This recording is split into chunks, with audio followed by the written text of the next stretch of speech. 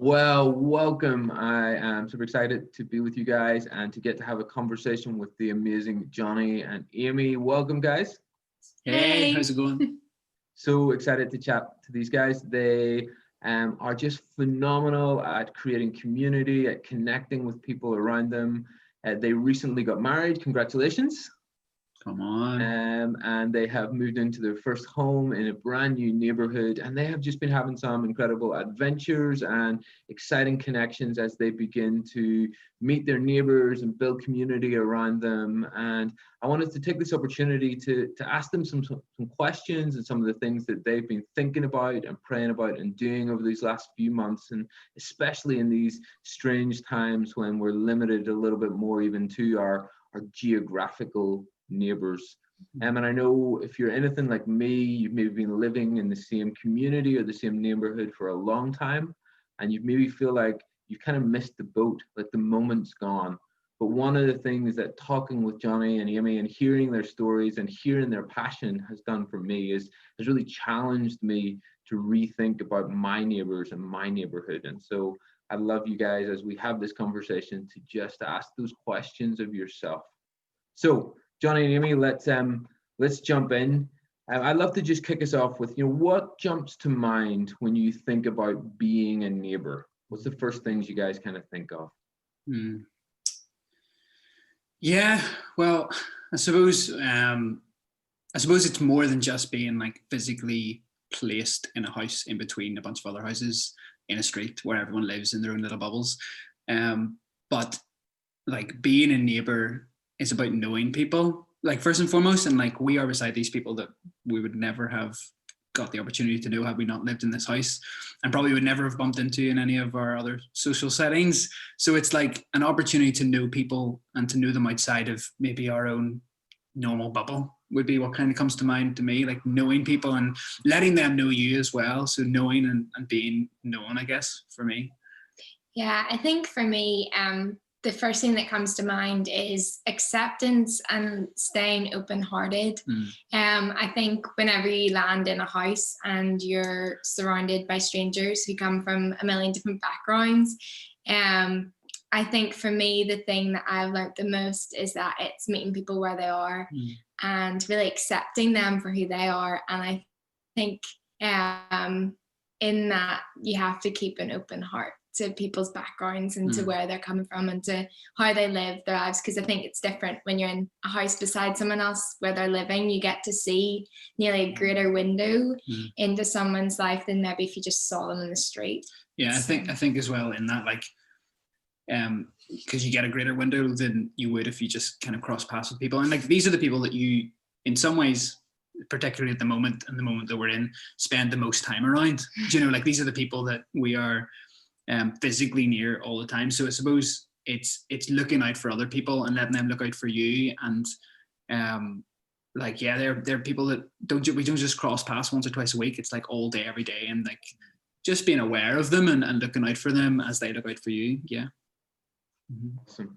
Awesome. I think that's really interesting, that idea that we see those people maybe more often than we think, and they get a bigger window maybe into our lives than we would like them to at times. And that's a scary thought. Thought. Yeah. Okay. So for you guys, like, where do you even begin to think about, even from a kingdom perspective, thinking about being a good neighbor? I assume you want to be a good neighbor. So where do you begin to think about that? What are some of those starting places? Well, obviously for us, I think it's quite a fresh thing and a new thing, as a unit. We haven't done this thing for a crazy amount of time. It's only been 4 or 5 months. But I know for us, ahead of being married and thinking into the future, we really spent time praying about, first and foremost, where we were going to go and where we were going to live and what sort of community we were going to end up in. So I suppose it started with prayer, and it started with us really thinking, okay, Jesus, where would you have us? Where do you want us? Where do you want us to go? Because it is such a significant thing to be placed in and amongst a community. And then in that as well, I think what I've begun to realize over the last number of months for me, as we've moved into where we live in the north of Belfast, I think that I've realized we're moving into a community that's already established. So this street's been here for, 40 or 50 years. And on this street, there's people that we've met who have lived here for nearly that 40 or 50 years. and they know so many other people around and in this street, and they've known each other for decades at some points. And I think it's knowing that we're moving into a community that is almost already established, and like that's exciting. It's not like we're just coming in to create all of the community, but we're coming in and moving into something that's already established. So I think it started in prayer, and it like has taught me that we're moving into something that's already established, and it's exciting to think about that. So yeah. Just press pause there before you jump in, Aimee. I just want to highlight that in case we missed it. For those of us who maybe picked our house because we liked the house, or we liked the size of the garden, or we liked the commute, like that idea that actually maybe God had something intentional when he placed us where he placed us, and in a street that was bigger than just our house. And the idea that God's already at work in a community and might actually have intentionally placed us to partner with what he's doing. That's a big thought. That's really cool. Yeah, and it was really exciting for us, even whenever we first got in here, you know, in the first couple of weeks, we met someone on our street who had been praying for this street and this part of Belfast for such a long time. And he came and told us that, you know, he thought there was going to be a revival in this street. And it was just so exciting, like, to think about that we're moving into something that's already established, and has been here, and God has been doing stuff in these people before we've even got to be in this community. So brilliant.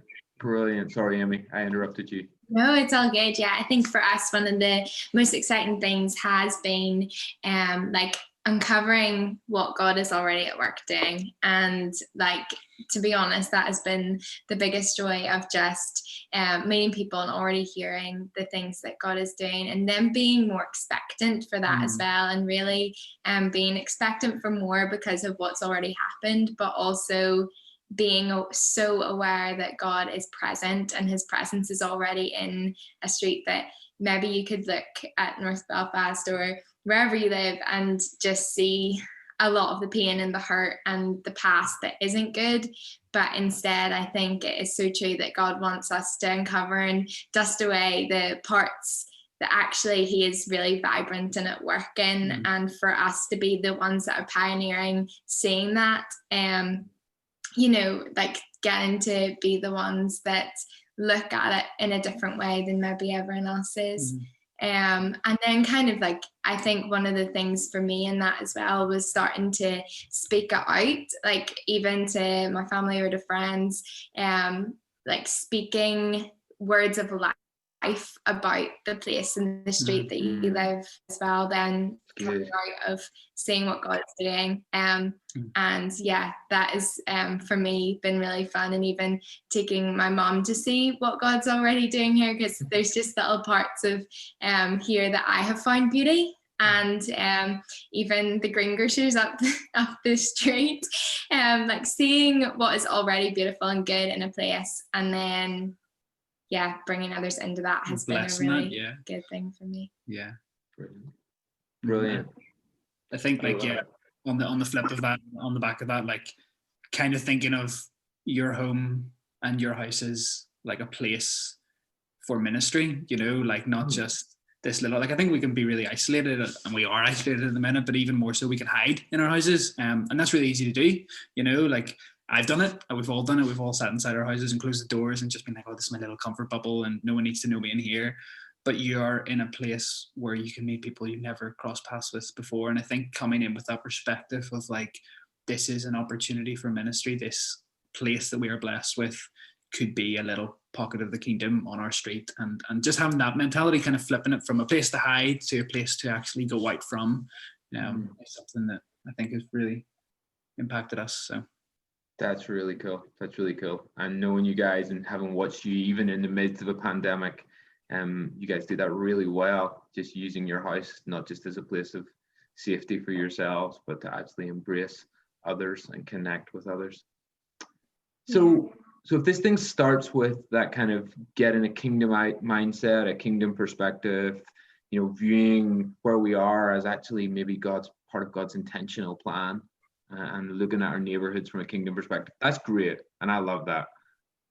But like, let's be honest, like give us the actual nuts and bolts, cut and thrust for people like me who don't do well with like social interactions at times and connecting with strangers and like awkward small talk conversations, and you know, how do we actually practically day by day begin to build connection with our neighbors? That's good. That's good. Do you want to? Yeah, I don't mind. I think for us, one of our biggest things that actually at the start to me felt like a negative about our house, I guess, if I'm honest, is that it doesn't have a backyard. But it just has a front yard. And something though that I've just really seen God do is all of the times that we've had to spend time in our front yard doing things, that's actually exactly where God wanted us to be, was in the front yard. During the time of getting our house ready, I constantly was out in the front yard painting things. And just every day was painting something different, whether it was a table or a bench, and we'd find things out the back that the people before us were throwing away. So I just decided to paint them and put them in our house. And the little girl beside us, she used to pretty much every day come to the fence to see what I was painting and then ask me what I was doing. And every day I'd say, I'm painting. But it just over time meant that like we were a presence in the street. We were there, and we got to know people, and yeah, it was just really fun to start to begin getting to know our neighbours, because we had to spend so much time in our front yard preparing things for our house. But then afterwards that continued, and I guess I'll let you kind of jump in there. Yeah, I suppose like it's like we have intentionally spent a lot of time out the front, and you know, we could easily sit inside, or we could, if we had a back garden, go to our back garden or whatever. But I think choosing when we want, you know, whenever the sun's shining and we want to have a cup of tea and we want to just take a moment to just spend time together, choosing to do that outside in our street, even though we look kind of strange to everyone else around us, actually has become almost ministry tool for us. Like, it's not the crazy big moments, it's actually just being really intentional with our time and saying, okay, we've got 15 minutes here, let's go out and spend it out the front. If it's a nice day, let's, you know, say hello to the neighbours that walk past. And I think because of our wedding being kind of centered around our house and stuff, that set almost a precedent for that in us, for us, and kind of a lot of people on our street would walk past and say hello to us the weeks after that, and were asking us loads about our wedding. And I think, yeah, just continuing that kind of, let's sit out the front, let's be in our front yard, let's just say hello to people, hello to our neighbours, the people that are in their yards or coming out to do the bins or whatever it is, just like having a chat with them and being open to being interruptible and have those conversations. So I suppose like that's such a simple thing. In some ways, it's not big and grand. It's just being intentional about being visible and in the presence of your street, you know, like not being behind the door or out the back, but actually just being intentional about being present to the people that are doing their normal lives, you know? Yeah, there was one of our neighbours once mentioned to me that to live, you know, a happy life in the street, whatever, you keep yourself to yourself. And I just thought to myself, you are the worst person in the world I have ever met at doing that. And the reason being is because this one neighbour is the sweetest, but she's always in her front yard, always.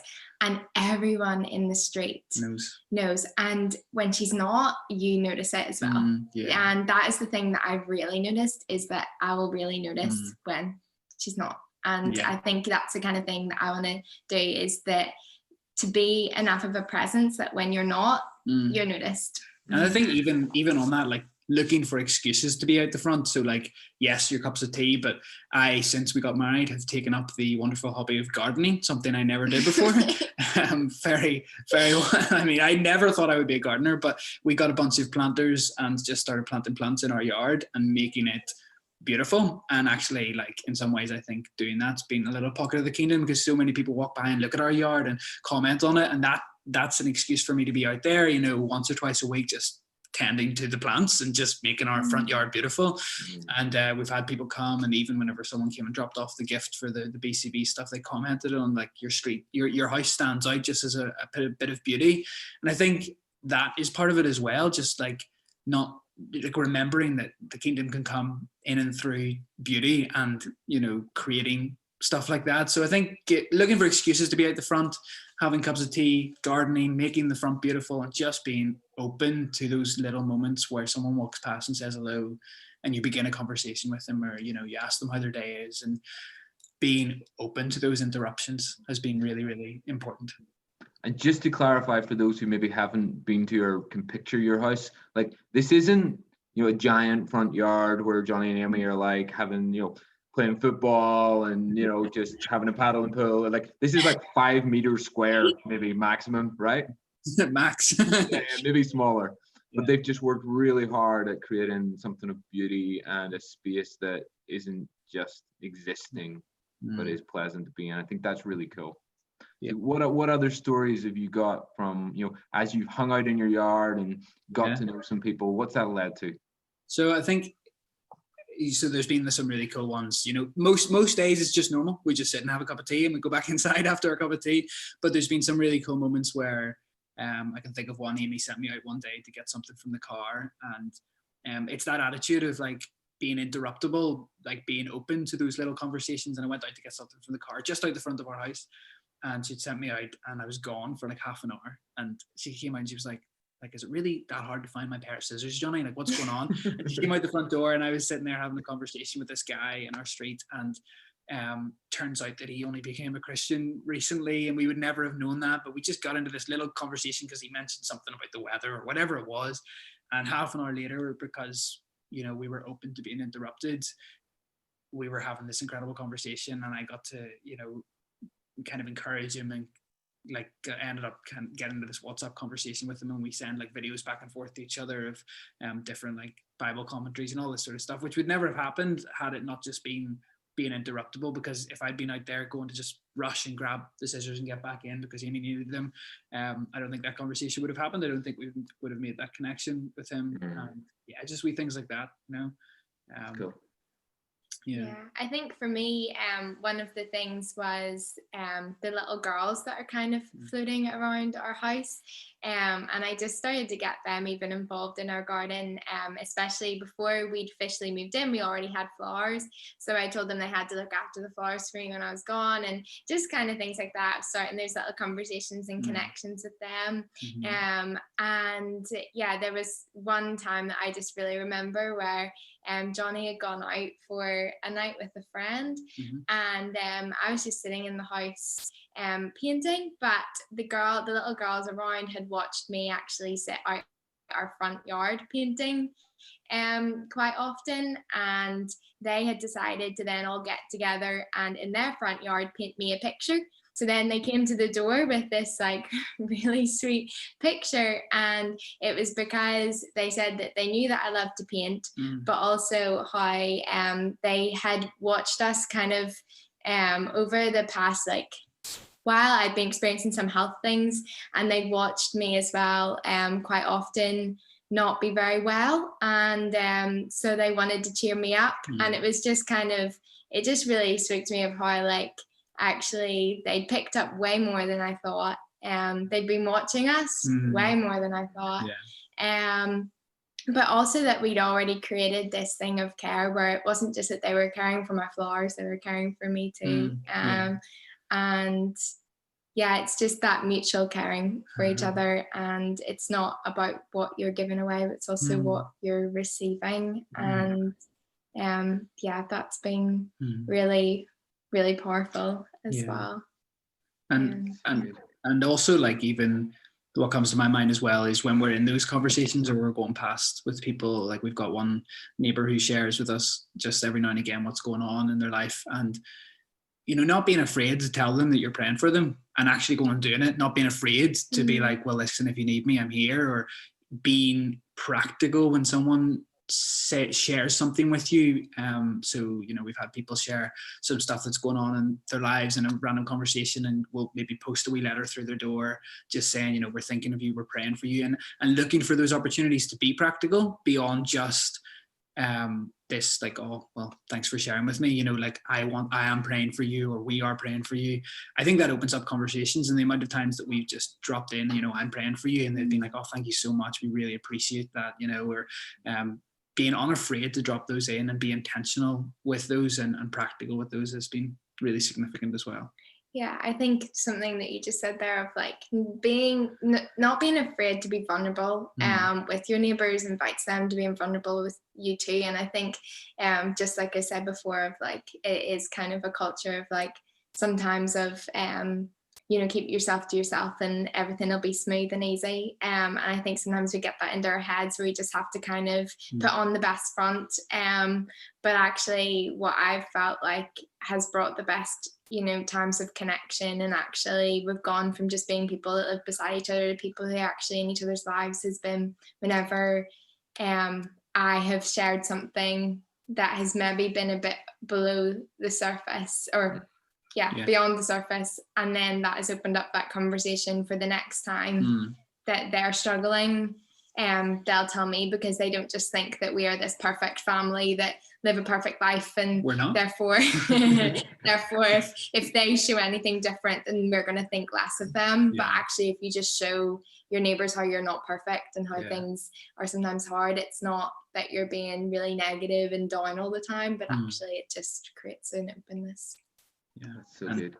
One more final thing as well, like I want to chip in with, like those are like it is the small moments, and it's the just being open in the every moment. It's not the big crazy moments, but also using like the big crazy moments as excuses to do things for your neighbors. So like we're thinking ahead to our first Christmas together and what we're going to do there, and using like seasonal events as excuses to do stuff out the front. So like we're going to set up our Christmas tree out the front, and we're going to get people to come hang their own Christmas decorations on our Christmas tree from our street, and invite people to do that in a safe and socially distanced manner, of course.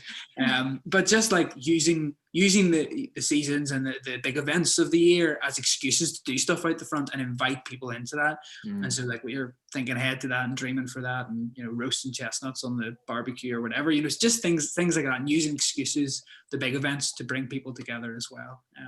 It's really exciting. So I think that's so good. And I think for those of us who feel like we've missed our moment because we've been in our homes for 2, 3, 5, 10, 15, 20 years, and we're a little embarrassed that we don't know people's actual names, and it's the bald guy across the street and the cat lady up the road, and we're like, it's too late to ask someone's name. Actually, this current moment that we're in, this pandemic, is a really great excuse to connect with our neighbors. It gives us a little bit of cover, just like seasonal events give you an excuse for something.